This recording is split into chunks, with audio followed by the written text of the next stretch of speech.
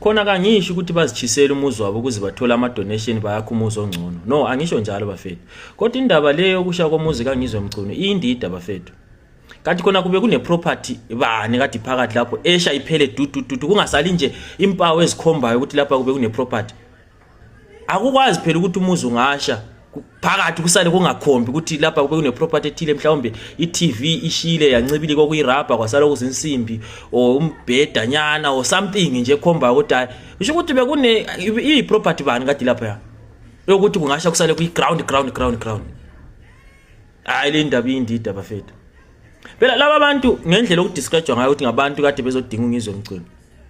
Kuthi ukuthi ambonti babelozwelo ukuthi bangaqala bakhipha impahla bese belayitha indlu. Kusho ukuthi abantu ade bezoqeda ngayo.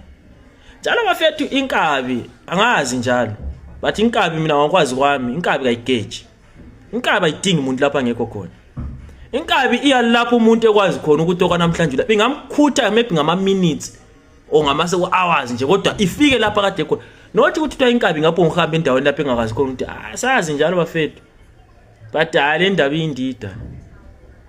Lapha sokungenzeka nje ukuthi njengoba umuntu eyipublic figure uzame nje uyakwazi nje ukuthi abantu vele they will do ama donations mase okwenza lesigamo esinjeka lezo asisithi no yithi kanjani ngizama ukuthi ngilayithe la ukuze ngithole but angisho njalo but hayi indaba indida bafethu akukwazi ukuthi kungasho umuzi kusala ungakhombi ukuthi lapha kune property ezindlini hayi akuvuma bafethu akuvuma.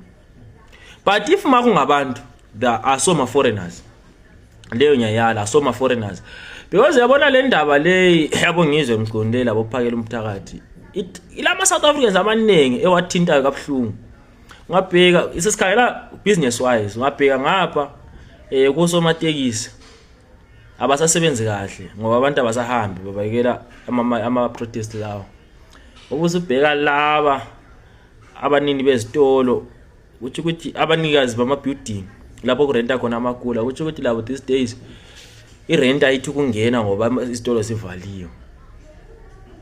Lalaba abanikazi bezindlu lapho kurenta khona ama foreigners ukuthi kade ama foreigners njengoba engani kasebenzi kahle irent ayithi. So into leyi manje ukuthi into ezwe umuntu uyabe le South African abathi indida bafethu ayoni indida straight away indida straight amboni ukuthi umuntu hayi indida bafethu hayi lapha nje so umuntu isakathi ngabona ukuthi njoba esegayine popularity via into leyo ukuthi kabahambe wase decide ukuthi awubona nje ukuthi okumuzi kwami lokhu yakuyishita ngikhipha isithunzi mana sihle sikuqede kwenza into yama donations ngibese ngiyakho umuzi ongcono. Hayi mina ngowami umbono bafethu ngoba indida lento bafethu akukwazi neke akuvumi.